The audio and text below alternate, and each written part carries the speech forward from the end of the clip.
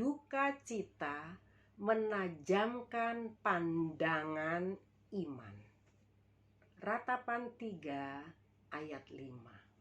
Saya ulang, Ratapan 3 ayat 5. Ia mendirikan tembok sekelilingku, mengelilingi aku dengan kesedihan dan kesusahan. Saudara yang kekasih dalam Kristus, kita akui, kita mengerti, kematian bisa datang sewaktu-waktu dan ia pasti menimbulkan duka, seolah merampas sebagian dari diri kita tanpa kita bisa melawannya. Kesulitan untuk mendefinisikannya. Bagaimana kepedihan itu kita rasakan dalam hidup kita pada saat kita mengalaminya. Kita tidak bisa mengungkapkannya dengan kata-kata. Seperti lagu "Separuh Jiwaku Pergi". Karena begitu beratnya kepedihan dan duka cita kehilangan kita rasakan. Kesedihan adalah pendidik terbaik bagi kita. Seringkali air mata yang mengalir ini bisa membuat kita melihat lebih jauh melebihi daripada teropong. Bila kita dapat berpikir sesuai kebenaran firman, kita imani dan kita berpikir positif. Kita tidak mau diatur, dikendalikan oleh kesedihan kita yang menghilangkan sukacita dan semangat kita, damai sejahtera kita. Saudara-saudara yang kekasih dalam Kristus, di saat musim pandemi COVID ini berlangsung, entah sudah berapa lama, entah sudah berapa banyak dari kita telah kehilangan dan dipaksa berpisah selamanya dengan orang yang kita cintai, kita sayangi, orang-orang terkasih dalam hidup kita. Entahkah itu suami, istri, anak, mungkin orang tua, sahabat kita. Mereka sudah berada di kekekalan, sudah dipanggil oleh Bapa dalam waktunya Bapa, sehingga kita tidak bisa menahannya. Apapun juga keinginan kita, tetapi Bapa tahu, Bapa mengerti kemana mereka berada sekarang. Dan kita pun mengerti, sebab itu kita tidak perlu tenggelam terus larut dalam duka yang mendalam, karena kita kehilangan orang-orang tercinta dalam hidup kita. Saudara yang kekasih dalam Kristus, apapun kepedihan dan duka yang mendalam itu tidak boleh membunuh semangat kita. Kedukaan kita jangan mengamputasi iman dan kekuatan orang percaya. Sebab kita tahu pengharapan apa yang ada di dalam Kristus Yesus. Puji Tuhan. Saudaraku yang kekasih dalam Kristus, tanpa mengurangi, tanpa meragukan kesedihan saudara, tetapi saya dapat katakan karena firman Tuhan telah berkata bahwa perpisahan ini hanya sementara waktu saja. Satu saat kita akan bertemu kembali selamanya, sebab tidak ada lagi perpisahan di Yerusalem baru. Lukas 20 ayat 36 berkata demikian. Saya ulang, Lukas 20 ayat 36. Sebab mereka tidak dapat mati lagi. Mereka sama seperti malaikat-malaikat dan mereka adalah anak-anak Allah, karena mereka telah dibangkitkan. Puji Tuhan. Pada saat kedatangan Tuhan nanti, mereka pun dibangkitkan. Mereka tidak tinggal di dalam kuburnya. Mereka akan bersama-sama dengan juru selamat, diubahkan dalam tubuh yang baru. Puji Tuhan. Jangan jadikan kesedihan menjadi bola liar yang membuat kita putus asa dan frustasi. Tetapi pakailah kesedihanmu untuk mendekat kepada Allah. Maka kita akan merasakan bahwa kasih Allah tidak pernah berhenti mengalir. Tidak pernah berhenti menyertai kita. Kasih-Nya ada di dalam duka, suka, sehat, sakit. Tuhan ada bersama-sama dengan kita. Kita tidak ditinggalkan sendirian, saudara. Ada Allah, ada Yesus Immanuel yang menyertai kita selama-lamanya. Dan saya katakan, firman Allah berkata, saya ulang kembali saja, bahwa tidak ada yang dapat memisahkan kita dari kasih Kristus, apapun itu. Tidak ada yang dapat memisahkan kita dari kasih Kristus. Puji Tuhan. 1 Tesalonika 4 ayat 13 sampai dengan 14. 1 Tesalonika 4 ayat 13 sampai dengan 14 berkata demikian. Selanjutnya kami tidak mau, saudara-saudara, bahwa kamu tidak mengetahui tentang mereka yang meninggal, supaya kamu jangan berduka cita seperti orang-orang lain yang tidak mempunyai pengharapan. Karena jikalau kita percaya bahwa Yesus telah mati dan telah bangkit, maka kita percaya juga bahwa mereka, orang-orang kita yang terkasih, yang telah meninggal dalam Yesus, saya ulang, mereka yang telah meninggal dalam Yesus akan dikumpulkan Allah bersama-sama dengan Dia, dengan Yesus. Puji Tuhan, haleluya. Inilah sukacita dan penghiburan kita. Mereka tidak tinggal di dalam kubur selamanya, tetapi roh mereka ada bersama-sama dengan Yesus, juru selamat yang mereka cintai, yang mereka percayai, yang mereka kasihi. Saudara, orang bilang memang oleh waktu semua peristiwa duka perlahan akan menjadi samar dalam ingatan kita, dalam pikiran kita. Tetapi waktu saja tidak cukup dapat menyembuhkan luka batin ini. Tidak dapat menyembuhkan, menghilangkan duka cita kita. Hanya sekedar jarak yang bisa mengurangi sengatan luka kehilangan orang terdekat dan yang terkasih, dan telah menimbulkan dan meninggalkan duka cita yang mendalam itu dalam hati kita.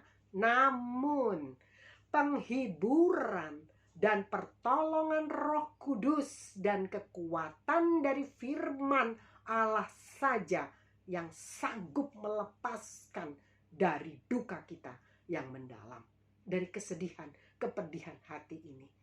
Justru dalam kesedihan, dalam kedukaan kita, dalam kesendirian kita barangkali, kita akan lebih bisa merasakan hadiratnya, serta perlindungannya, kasihnya yang begitu sempurna bagi kita semua. Kita akan lebih banyak mengalami pengalaman indah bersama Yesus, sebab Dia akan membuat hal-hal yang di luar pikiran kita, yang tidak pernah kita pikirkan. Tuhan ada dan Dia selalu ada untuk kita yang percaya dan yang mengasihi Dia. Haleluya. Saudara yang kekasih dalam Tuhan, kita akan mengalami proses demi proses untuk semakin dekat dan indah bersama Yesus. Puji Tuhan. Kasih-Nya, kemurahan-Nya, kesetiaannya, bahkan pertolongannya tidak akan pernah surut dan berkurang dalam hidup orang percaya. Puji Tuhan. Saya sudah alami sendiri bagaimana rasanya ketika itu saya kehilangan suami saya yang tercinta untuk selamanya. Kami yang biasa begitu dekat, kemana-mana, selalu bersama-sama, kecuali hal-hal yang tidak memungkinkan, ya, seperti dia pernah pergi beberapa kali ke luar negeri, saya harus mengurus anak saya masih kecil, dan saya tinggal tetap di Indonesia. Dia pergi ke beberapa tempat di beberapa benua karena tugas dari kantor. Begitulah yang terjadi dalam rumah tangga kami. Tapi lebih daripada itu, kami melayani bersama-sama, baik di sekolah minggu, di keluarga junior, ya, wadah-wadah pelayanan di Lengkong Kecil, GPDI Lengkong Kecil pada waktu itu di Bandung. Kami seolah tidak terpisahkan. Kalau dia pergi melayani, dia selalu minta saya menemani, dan saya pasti menemani. Begitu juga anak saya, sering saya ajak. Kemana kami pergi, kami selalu bersama. Begitu dekat, saya tidak bisa menggambarkan dengan kata-kata betapa dekat saya dengan suami. Sampai teman-teman kami di Lengkong pernah bilang seperti surat dengan perangko, kata amplop dengan perangko, kayaknya nggak pernah bisa dipisahkan. Itulah kedekatan kami. Dan tidak pernah ada yang terjadi dalam rumah tangga kami, puji Tuhan ya, hanya oleh kemurahan Tuhan, hal-hal yang menyakitkan hati satu sama lain. Misalnya contoh, ada orang ketiga lah atau apa, tidak ada, tidak pernah kami alami yang seperti itu, karena kami betul-betul hidup takut akan Tuhan dan saling menghargai, saling mengasihi satu dengan yang lain, sehingga tidak ada niatan sedikit pun dalam hati, apalagi dalam pikiran juga, untuk kita berpaling ke lain hati, kata orang. Tidak ada. Kami begitu dikasih anugerah ya, dilimpahi kemurahan berkat Tuhan. Rumah tangga kami begitu manis, begitu banyak kenangan indah yang tidak mungkin bisa kami lupakan, dan itu adalah pertolongan Tuhan Yesus. Begitu berat rasanya saat saya ditinggalkan, seperti direnggut dari hidup saya, karena suami saya hanya sakit selama 23 hari, dan sakitnya itu mendadak. Tetapi begitulah, pada waktunya Tuhan, saya tidak bisa juga menahan. Tidak seorang pun bisa menahan maut. Jadi saya berserah kepada Tuhan. Saya percaya suami saya, dia sudah senang di sorga, bertemu dengan kekasih jiwa yang dia cintai, yang dia kasih, yang dia layani selama hidupnya. Puji Tuhan. Saudara yang kekasih dalam Tuhan, saya lanjutkan. 1 Korintus 2 ayat 9. Tetapi seperti ada tertulis, apa yang tidak pernah dilihat oleh mata dan tidak pernah didengar oleh telinga dan yang tidak pernah timbul di dalam hati manusia, semua yang disediakan Allah untuk mereka yang mengasihi Dia. Puji Tuhan. Sungguh janjinya ya dan amin, Dia tidak pernah tinggalkan kita. Saudaraku yang kekasih dalam Tuhan, merasakan Tuhan memang tidak cukup dengan panca indera kita, yaitu dengan mata yang dapat melihat, kulit yang dapat meraba, hidung yang dapat mencium, atau lidah untuk merasakan, ataupun dengan telinga ini untuk mendengar. Tidak cukup seperti apa yang ada dalam jasmani kita. Namun kita membutuhkan indera keenam, yaitu kepekaan roh, yang membuat kita mampu bisa melihat ke depan. Sebab hidup kita oleh iman, bukan oleh melihat. Kita bisa mendengar atau merasakan yang orang lain tidak bisa kita rasakan, namun nyata, dan kita percayai Allah kita yang sanggup menjadikan semuanya baik, dan rencana indahnya berlaku atas semua kehidupan kita, sebab Dia pengendali hidup kita. Puji Tuhan. Orang yang mengasihi Tuhan dan mau terus tetap berdoa dalam kesetiaan, Tuhan menyediakan segalanya bagi kita. Berdoa dalam kesetiaan artinya dalam susah senang, sehat sakit, sedang diberkati atau tidak diberkati, setia berdoa, mendekatkan hidup kepada Tuhan, mengenali kehendak-kehendaknya, mengerti, mencoba memahami maksud dan rencana Tuhan dalam hidup kita, dan kita mau merespon, bekerja sama dengan Tuhan. Dan saya melihat memang pertolongan Tuhan luar biasa yang tak pernah saya pikirkan. Waktu itu saya begitu sedih, saudara. Benar-benar saya tidak bisa menutupi kesedihan saya. Entah dalam beberapa lama saya seperti kehilangan semangat dan gairah. Tidak tahu mau berbuat apa. Tetapi saya melihat teman-teman saya, dan ini perlu untuk kita menjadi saksi. Teman-teman saya yang sudah lebih dulu ditinggalkan suaminya, bahkan lebih lama.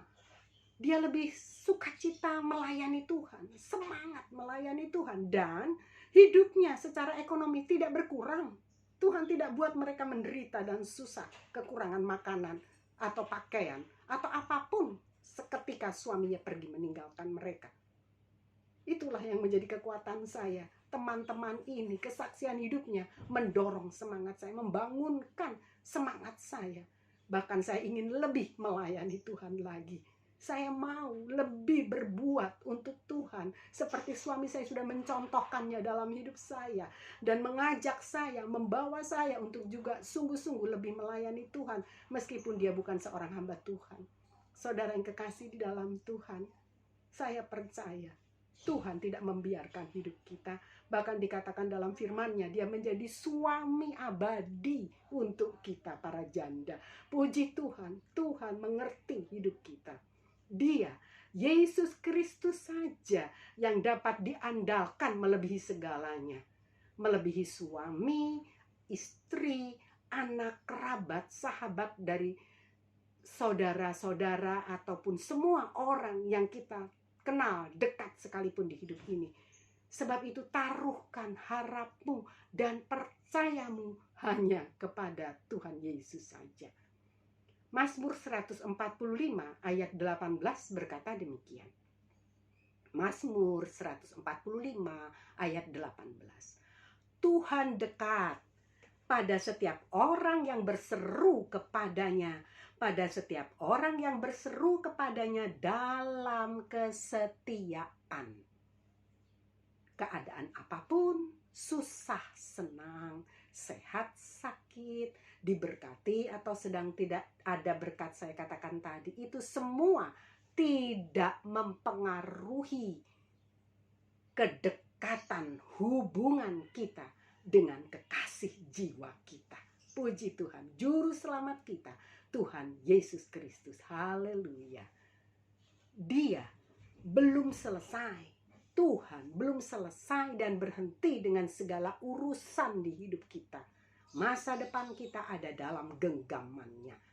Hidupmu dan seluruh keluargamu ada di dalam kendalinya, ada di dalam pengaturannya. Allah kita sanggup membaharui kekuatan yang lesu, lemah, patah semangat. Itu dikatakan di dalam Yesaya 40 ayat 31, ayat yang tidak asing lagi bagi kita. Tetapi orang-orang yang menanti-nantikan Tuhan mendapat kekuatan baru. Mereka seumpama raja wali yang naik terbang dengan kekuatan sayapnya. Mereka berlari-berlari dan tidak menjadi lesu. Mereka berjalan dan tidak menjadi lelah. Haleluya, puji Tuhan. Janjinya ya dan amin.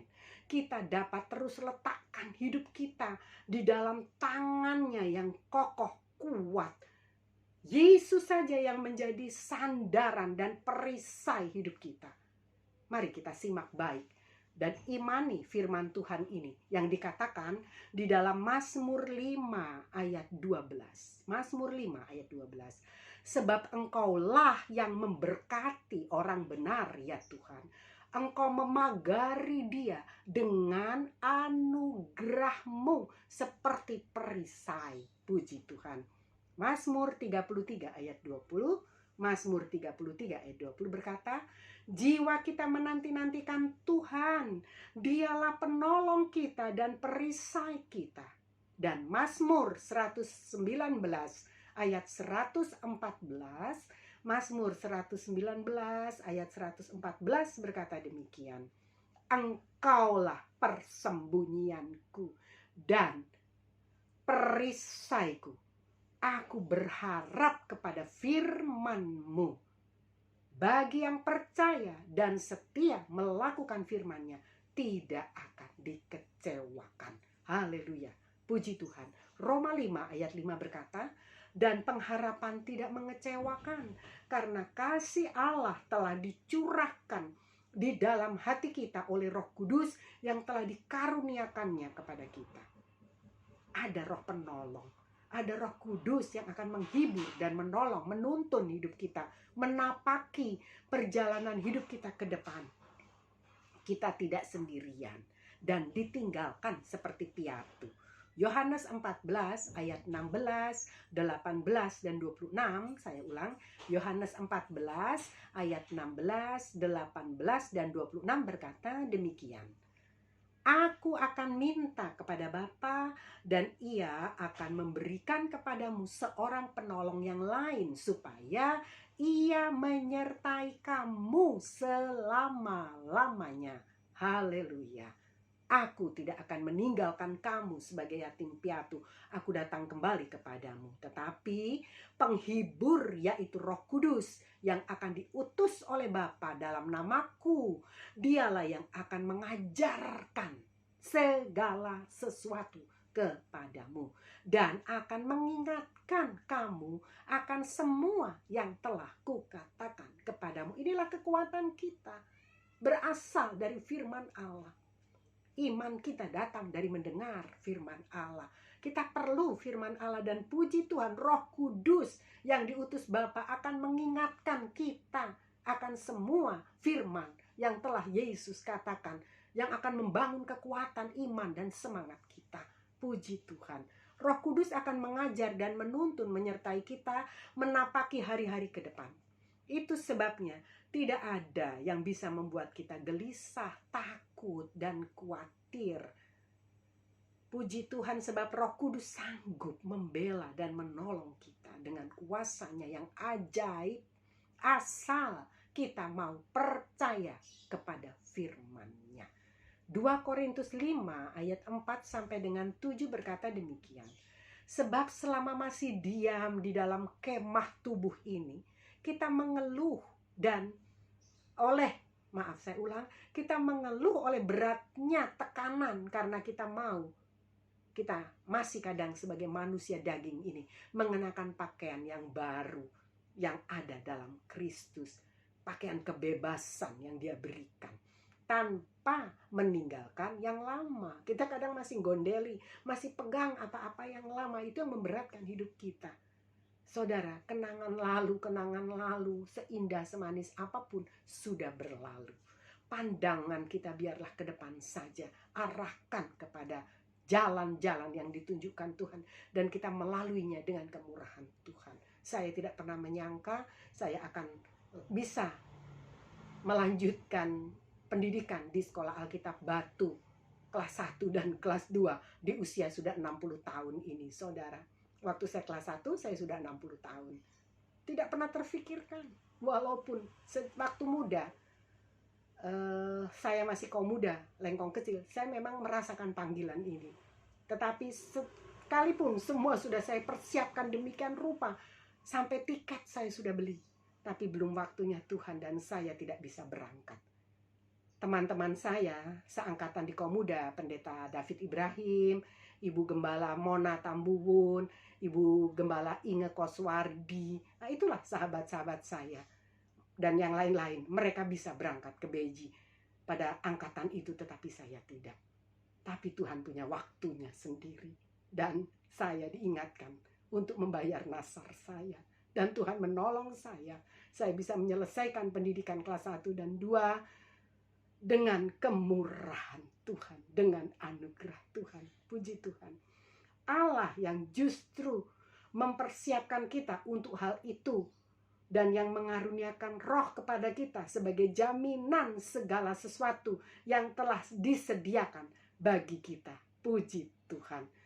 Maka oleh karena itu, hati kami senantiasa tabah, meskipun kami sadar bahwa selama kami masih mendiami tubuh ini, kami masih jauh dari Tuhan. Sebab iman ini bekerja.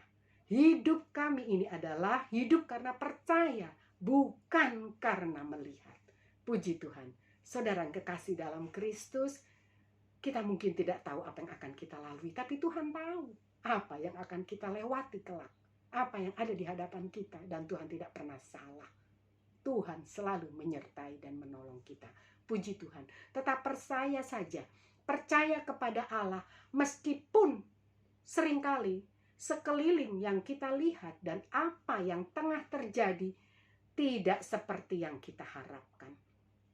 Namun Allah pasti menepati janjinya bagi orang percaya yang tekun dan setia mengasihi dan melayani Dia.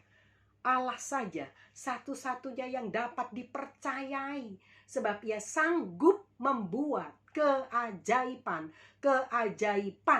tanpa bantuan siapapun dan apapun. Ia sendiri saja. Mari kita berdoa, memohon agar Tuhan berkenan menunjukkan jalan-jalannya bagi kita. Dan kita pun mau merespon. Kita mau hidup menurut kebenarannya saja. Dan hidup takut akan namanya. Saya bacakan ayat kesukaan saya. Mazmur 86 ayat 10 sampai dengan 11. Demikian firman Tuhan.